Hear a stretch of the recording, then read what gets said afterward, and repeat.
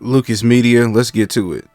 So Slim Thug doesn't. He feels like black people should own black music, and I would pin the article and the pin comment section below, but because he's talking about things that YouTube don't want us to talk about, just go to hiphopdx.com and it'll pop up the article on Slim Thug.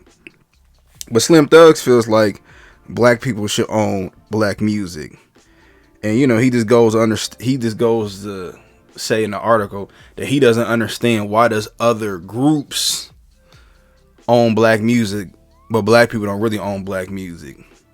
And I mean, we can look at the people who ran Def Jam and Atlantic, and the list go on. All you gotta do is a Google research on who these people are.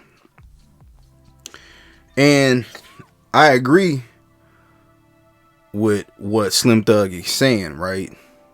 You would think that the people who make the music owns the music. But here's my thing to Slim Thug. We don't own nothing.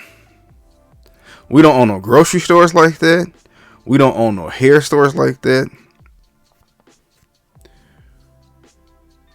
We don't own no sports entities like that, really.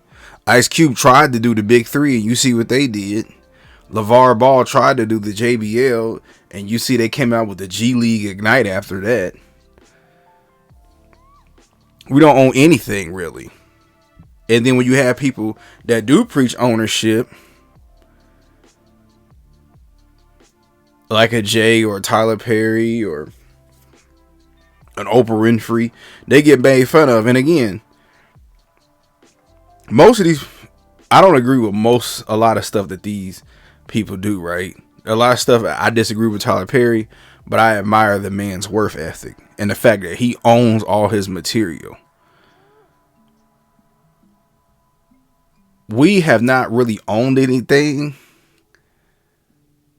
since the 60s, 70s. That's when you started seeing a turn of it. Went from us owning things in our neighborhoods to other people now owning things in our neighborhood. And for my naysayers, all you got to do is go to any inner city, right? Go to the hair store. Go to the nail shops. Go to your local corner stores. Go to the gas stations. Look at your hospitals. Heck, even look at your school systems. We don't own anything. We don't run anything. And until stuff like that happens, things like this are going to keep happening. See, hold on. I almost went too deep. Until we start getting ownership of just little things in general, we're never going to get to where we should go.